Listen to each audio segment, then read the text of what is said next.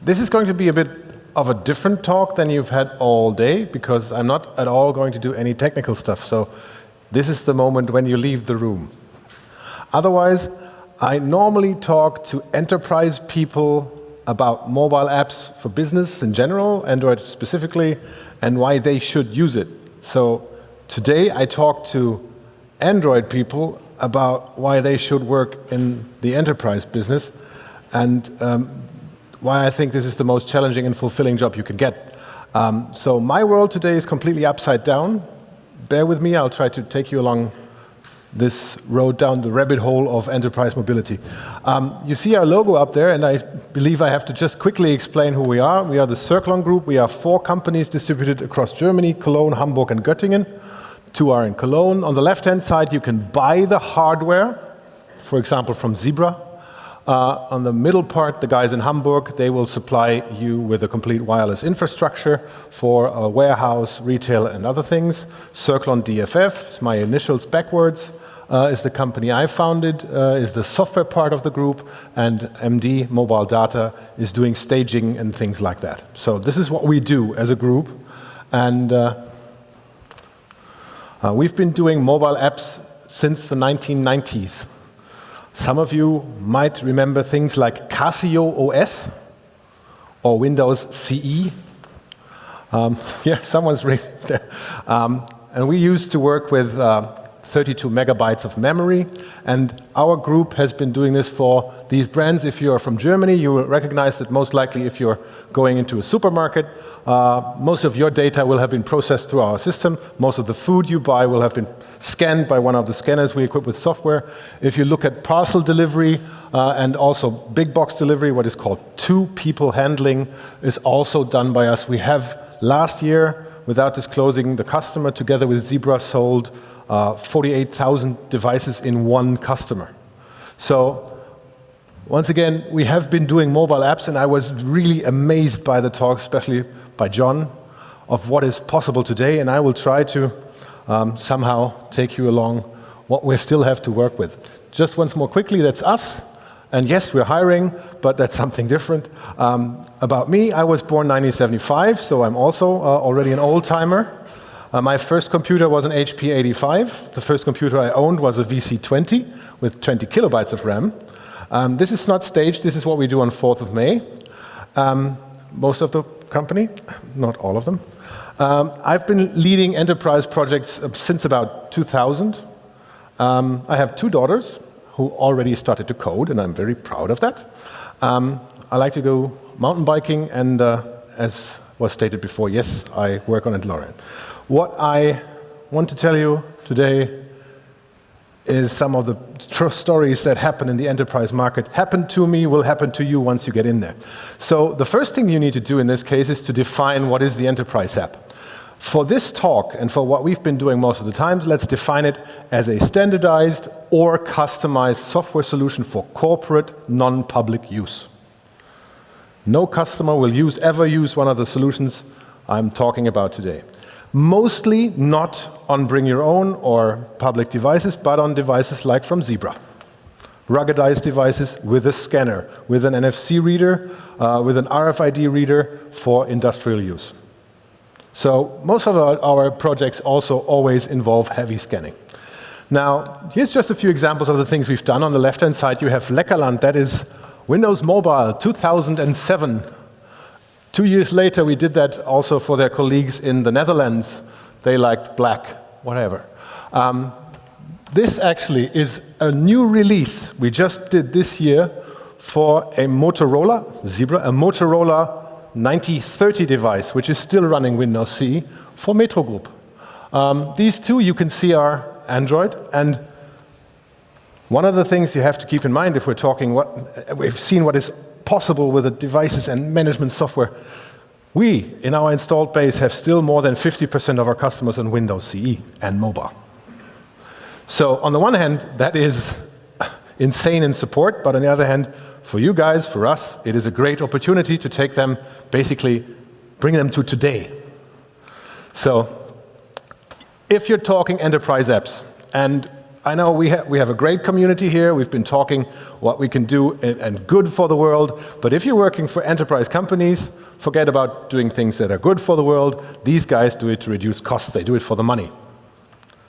No one in the enterprise world makes a project because it's nice. Maybe for marketing, but they want to cut costs. The second goal they might have is security. They want to have more reliable, secure processes than before. And that can mean eliminate theft, make sure that people use less time, and things like that. Sometimes that means creating interfaces that are more difficult to use than would make reasonable sense if you go this way. They want to increase flexibility. Very buzzword bingo style on the management card, but they want to have the same people, trucks, resources flexibly allocated. And sometimes, this is the fourth most, is they have to follow legal obligations. One big example right now that we're all dealing with is the European Tabak-Richtlinie.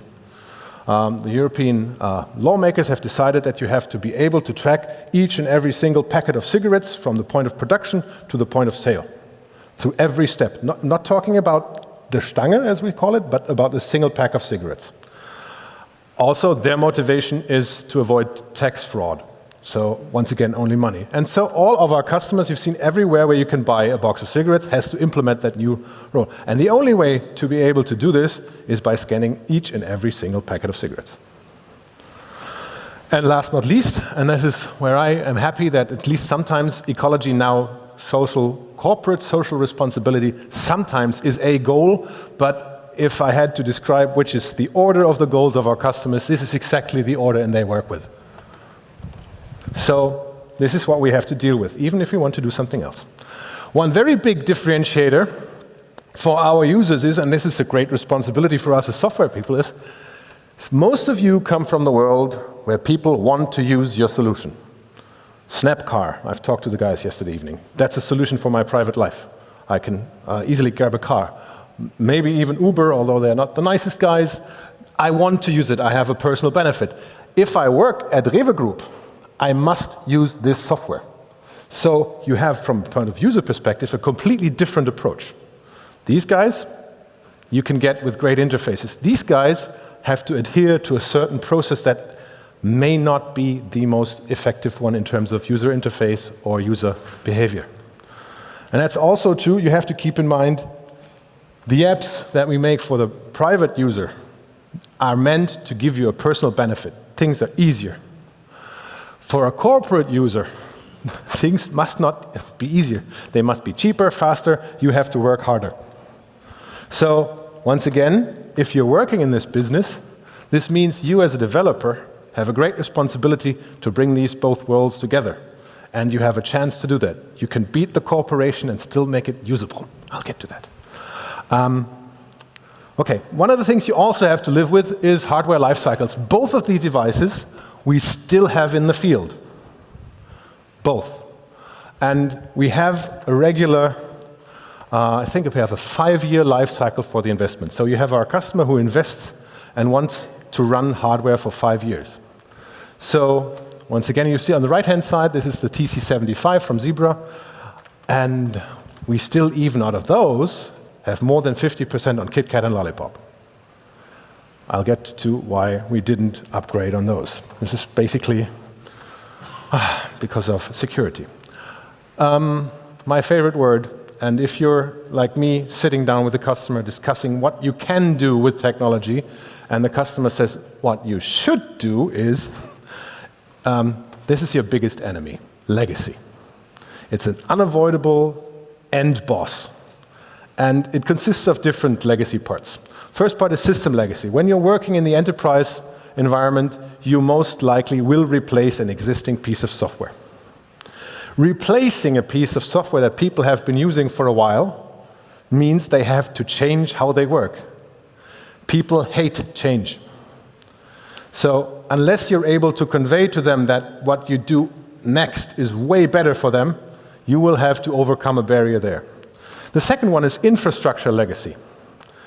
Implementing a new solution also means you have to overcome the existing infrastructure. So you come up to my corporate company and say, you need MS SQL Server. And I say, oh, we only do Oracle. What do? As we did, we also now have Oracle there. Process legacy. This is the second hardest to overcome. Means that users, support people, tech people, management are used to get, analyze, and measure performance based on an existing system. So if you take a management person, they get their Excel sheet that says 5 points this week, 4.8 last week, we're better. Now you come up with a new software and somehow these KPIs don't match anymore. So you have to convince them not only that get a new software, invest into new hardware, invest into the support people to get to know a different system, you also have to make them live with new people, processes where they also have to adapt. And now the final end boss, I don't know if any one of you ever played R-Type. This is the big one. Legacy people. You will encounter people who have produced the old system, who have made it, cared for it, nurtured it over years. It is their baby. Try to take the baby away from a mother or a father, and I know what I'm talking about, and you will be in trouble. And they also have a very good reason, because mostly you're being put into there to replace that system, and that sometimes, or quite often, means you also replace the people. So this is your obstacles you will come across in terms of legacy. Your next big level, corporate legal. The things we are discussing, and we discussed yesterday evening quite long about what is possible with technology and what we can do with data, and we're not talking GDPR, everyone's been doing that. Whenever you do a workshop with a customer on corporate level, you will have corporate legal at the table. And they will try to counsel you, but their job is to keep everything you do in the software for the corporation super legal. And this will annoy the hell out of you. I know what I'm talking about. Because you will have to build sub-efficient processes. An example. Assume you're a German food retailer and you work with third-party trucking companies. Assume there is a German law that says if you take external people in, you are not allowed to directly tell them what to do. You have to tell their employer, and the employer has to tell them what to do. So now, you are 5 truck drivers, and I have 5 trucks there, and I'd like you to go to shop A, shop B, shop C. I cannot talk to you. I have to talk to him, and he will have to send out a piece of paper to you that you do that. The problem is, he's in his office, you're in my office. And so what we did in this case, we built another system that he gets up and it's a dead man. He goes, yes, yes, yes, yes.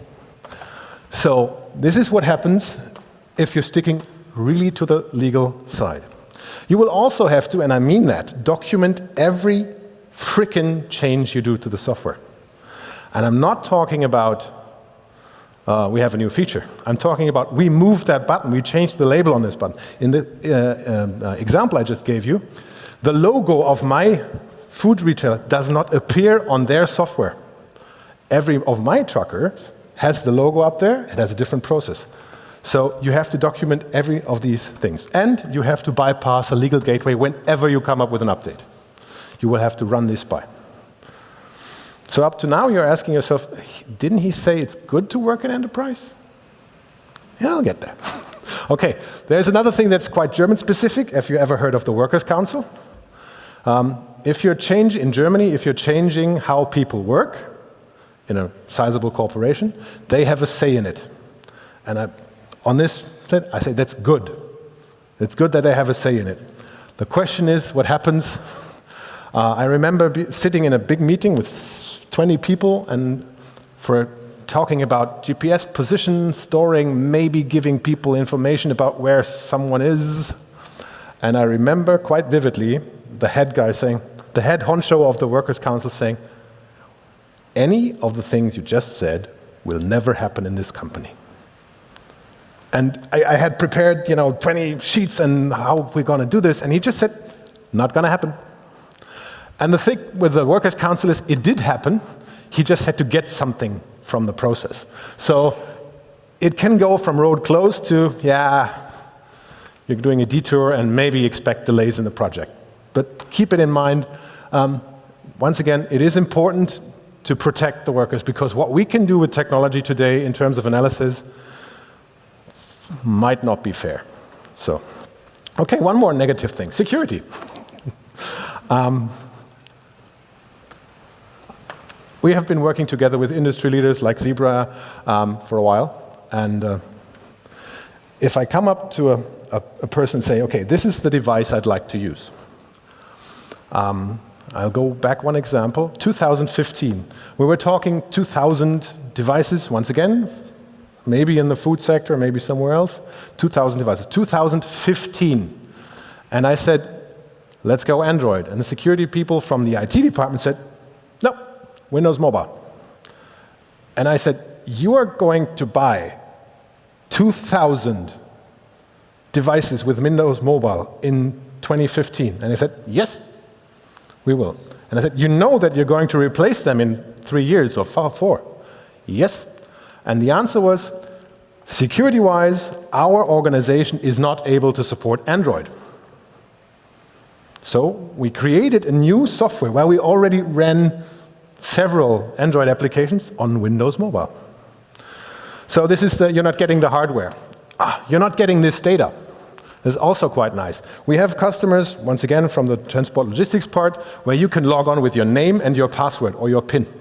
So as a driver, and don't get me wrong, those guys are not stupid. They just have other things to do than managing a software. You just have to remember your name and a PIN. We prefer them using the same PIN with their cash card, so we can read that out. Now, other customers say, you're not getting the driver's name. The driver has to remember his 12-digit employee number and a PIN. You're not getting the data field of the name. Any one of us here knows that if I have the 12-digit number, I can go into the database and find the name. But it's not on display. So, you're not getting this interface. I like that. We always, with Mr. Yes from SAP, we always get to hear, oh, you're not SAP themselves, so you're not getting an RFC connection to SAP. You have to use iDoc. So once again, also on the interface part, we are driven by others. You can't use your own server. We've been talking cloud all the years. I have one customer out of 80 that uses a cloud solution. Everyone else, big corporation, wants to have on-premise server solutions that are controlled by their own IT. It's slowly changing, but it's still there. And the last thing, you're not going to keep this data.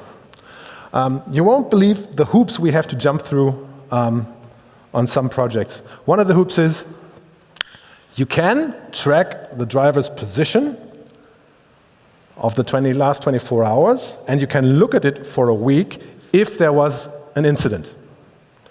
If there was no incident, it has to be deleted after 48 hours, and every access to the thing will have to be protocoled. So if you take a look through our backend onto the data, that has to be deleted after 5 days. So these are the things we deal with. One more thing. This is something I've been trying to do with our customers since 2014. You see, this is still Windows Mobile. We have established something that, you know, from a Fitbit or anything, it's badges. It's badges for good drivers. If they save kilometers, if they're always on time, they can become the time terminator. And if they take back lots of pallets, they can become the pallet prince. We've tried it. We have the software ready. We've tried it out. The badges are there. The drivers loved it because they could have, you know, a contest. And they asked for, can I publish this on Facebook? It's all halted. It is still sitting there because, well, that's personal data, and that is, and the Germans like to say, Leistungsdaten. Leistungsdaten is very difficult. Okay. Just a few more, and then I'll get to the positive part. Still have some time. App lifetime. Once the system is out, and one of the customers we have since the earliest days, since 2002, where we implemented the first mobile solution on a truck where GPS was still RS-232 connected GPS receiver, have not really been changed in terms of what the functionality is. They have been adapted to new hardware.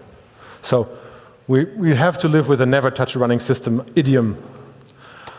The average time such a system is running is 5 years, which is nice for sales because they can say once they made a sale, they can come back in 5 years, so I can make the customer happy again, and get used to working with an old OS. with a dead system. So, okay, deployment. Also one more thing, and I think Dan said it before. Frozen zone. There is always with our customers at least a 2-month period where we cannot deploy any software. And I'm talking about hot fixes included. If we come up with a problem in the software and come up with the idea to do that during November, December, or January, if you take a look at the parcel guys bring you your Christmas presents and take back your returns. So no way to do any update in that time. On the other hand, you always have those, the corporate guys saying, oh, I need that feature, can't you just squeeze it in just right before the frozen zone? And then you go as a software guy, say, yeah, how about testing? Testing is overrated. So that's what we try to do is, test once, test many. We do dev tests, we do automated tests, we do tester tests, quality assurance, integrated tests, then you do a focus group test, key user test, pilot test, and go live. Because as you will also see, no app store for you, man. This is our premise server. We take care of this. We have a staging people. We have IT on premise. So, and I have to admit, we have killed 2 locations of the Rewe Group once with a non-communicating software update. It went well onto the device and then died. So this is what we have to deal with. So one of the last things is hot or not. You have to use their development tools and their tracking tools. You have to follow their project approach, you have to use their ticket system, you have to use their time recording system, and you have to use their infrastructure. You also have to, you also have to look out that your baby, your software, afterwards isn't owned by a food retailer. So get some legal aid and make sure that the contract you sign as a company doesn't sign over your IP to someone else. Okay. Also, you're never alone. If you come up with a great software idea, and basically you say, I want to have an authentication interface to Facebook or Google, that's a great thing. It's not going to happen in the corporate world, not in the world I have to live in. You have to use their LDP or their Active Directory connection. You have to use their legacy system. So this is what you... And worse, you're never alone. And let me just go, I'll give you a typology of the guys you meet along the way. There's the genius. The genius works at the customer, knows every single process, every variant down to the tiniest detail, and wants to make sure that everyone knows, acknowledges, and values his input. He's also often a legacy person. You have the police officer. Although not having been told to do so, he is watching over everyone to stick to the corporate rules during the project, from data security down to you must not install anything on your computer. You have the business graduate, and this is no offense. He's right out of university. He still thinks he's the ruler of the world. He's annoying everyone with best practices, benchmark processes, and he's normally really useful after half a year of wearing him down. Then you have the spy. He considers himself the keeper of the secrets of the real company goals behind the project. Does not tell anyone which those are or who has empowered him to do this. He demands documentation and participation in all and any workshop you do. My favorite one is the dude.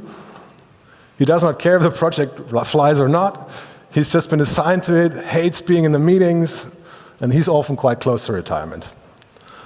And the one I like the least is the next guy, is the external consultant. He's been hired to watch your project, make sure you're in time, in budget, in focus, but without actually participating. He's great in writing everything down and telling you what to do. We like to call them the voyeurs, This is how you should make love. I don't know really myself, but this is how you do. So these are the guys you meet. And all these guys make sure you stick with the deadlines, and you have to. Corporate deadlines are deadlines. You miss them, you're effed. So, because if you miss a deadline, not only do you get into trouble with your own contract, but in these situations you have staging people waiting there. We had a delay in a project together with you guys a few years back, where the customer had a delay problem, so Zebra had to stop the production run of a hardware. So we're talking about someone stopped the production line of hardware because someone missed a milestone in a project. And you have to keep that in mind if you're working this. So, If it's this bad, why haven't I killed myself years ago? Because I have the best, and I think also my guys, we have the best job in the world. I don't know if you know this person on the left-hand side. If you're a German, you know the Sendung mit der Maus. For your Americans or English-speaking, I have Dora the Explorer, and then we all know this guy. Who of you has ridden a dumpster truck and collected garbage? I did. Who of you has been in a nuclear power plant and seen how their processes work? 2. Who of you knows how food actually gets into the supermarket through all these things? Has seen that? So, I mean, I have the utmost respect for all the software ideas I've seen here, and they're really, really great ideas. But what I get this every week, and if you're working at our company, and if you're a developer, you have to ride the truck. You cannot work on a project if you haven't been on the truck. I have seen the biggest European meat plant in the world, and I have taken my personal decisions from that. But if you work in the industry, you will get to see things that will change your view on the world. And, this is very important, if you start working with them and applying what you know from software and technology, what's possible, then you can make a serious impact. I know that, once again, the numbers, I don't know how many million Uber rides a day are made. That is a serious impact if you're a taxi driver who earned more before. But what I mean in terms of serious impact is you can also use that for good, and I'm really driven by that. So let's assume our customer Leckerland, when we started 2007, they're all over Europe. And if I deliver to you, Heinrich, if I deliver to you through Leckerland into your kiosk, 1 roll cage of food, I'll also bring you 3 pieces of paper. Your copy, my copy, and the one for accounting. So in 2007, when we replaced that process with a paperless workflow, we effectively eliminated 25 million sheets of printed paper per year. That doesn't sound like much, but it is 3.4 kilometers high. And obviously our customer did that for money reasons, but I liked the fact that I saved some trees. And we always try, and this is something we try to do with the customer, we have to argue it through with money, but if you use it for the right thing, then it is possible. So you can make a difference by applying what you can do in this business to these corporate users. And just to give you a few examples, this is yesterday, I took the screenshot yesterday. Yesterday, we did 10.9K deliveries to German supermarkets. So whatever you come up with as an idea, and this is a very, very, very great responsibility, if you make that process difficult, you make it difficult for 20,000 people a day, 10,000 drivers who have to go through a hoop because you misdesigned your software, and 10,000 guys from the supermarket because you misdesigned your software. So once again, back to that one. This always, immediately always applies economy of scale, and that applies and greatly amplifies your responsibility. So if you make the software miserable, you make people miserable. So better build good software. Okay, now, and as you've seen before, I've talked about all the negative aspects. Yes, that's right. But once again, the easy stuff is for the beginners. If you want to have a big challenge and want to try to bring all this together, our business is the one to be in. You can fail greatly, and we did. We lost customers, yes, sure. And I think I even insulted someone for being too ignorant to see the positive aspects. Yes, I couldn't help myself. But no. Another thing also, you get to work with really, really good people. The good thing about corporations is they have money. And if they feel like it and they need an expert, they will get that expert in. I remember working together with someone by the name of Bruno Cirone. Bruno Cirone was able, with blindfolded on a keyboard, to optimize an Oracle database. He did a live update on the Austrian Post blindfolded, basically. And if you work with these people, you get a lot of benefit back for your own growth. And this is the next part. You will become awesome in your domain if you follow these rules. You can be a great coder, and I have the utmost respect for that, but I'm talking about domain knowledge. Regarding myself, there is most likely very few people who know more about food retailers and transport logistics in Germany than me. And I started out completely naive. I thought, well, food just, they bring it, I buy it.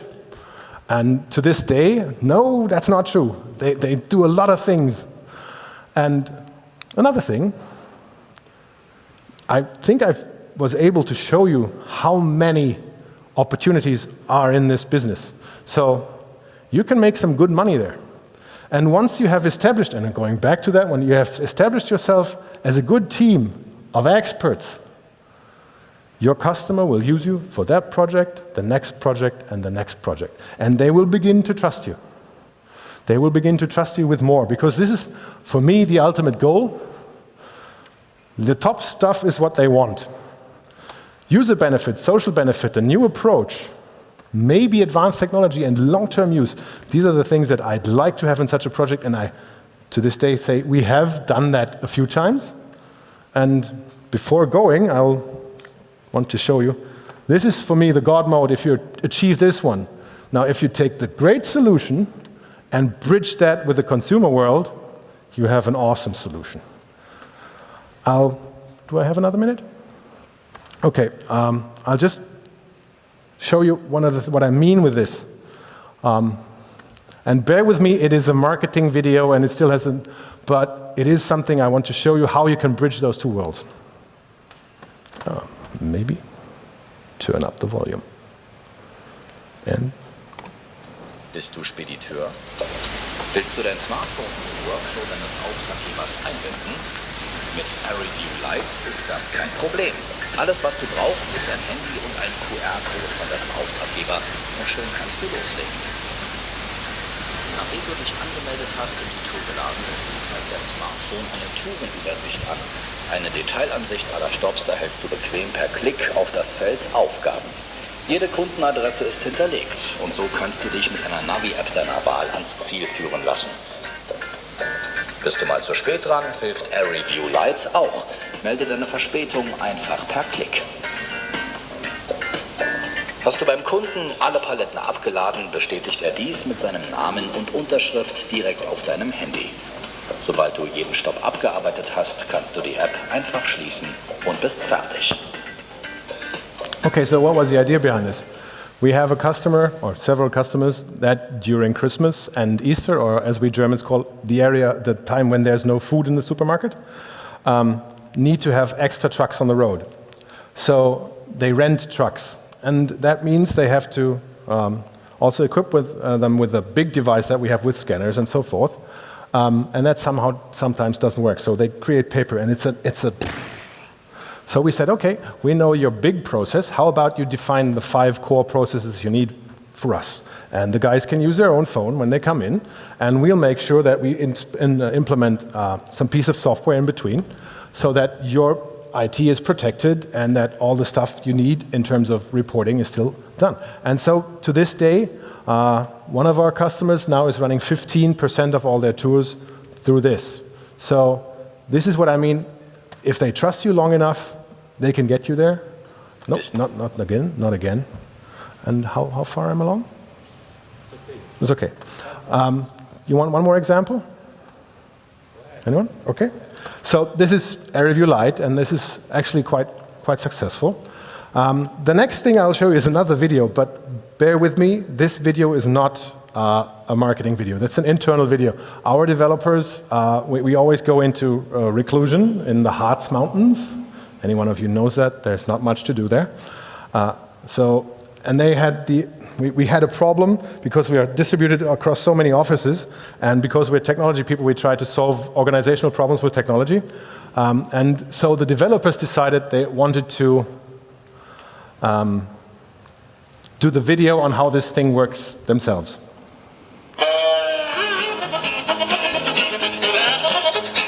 No professional acting involved. Where is Ulf? So far.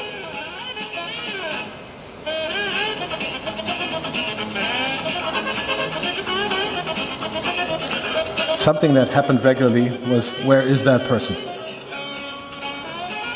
And it wasn't enough to just know he's in our wireless LAN or not.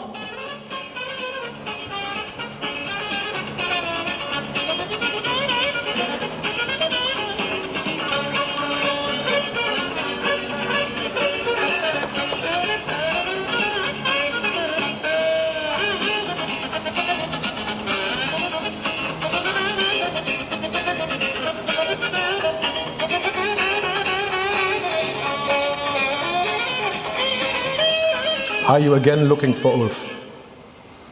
Why didn't you say so in the first place?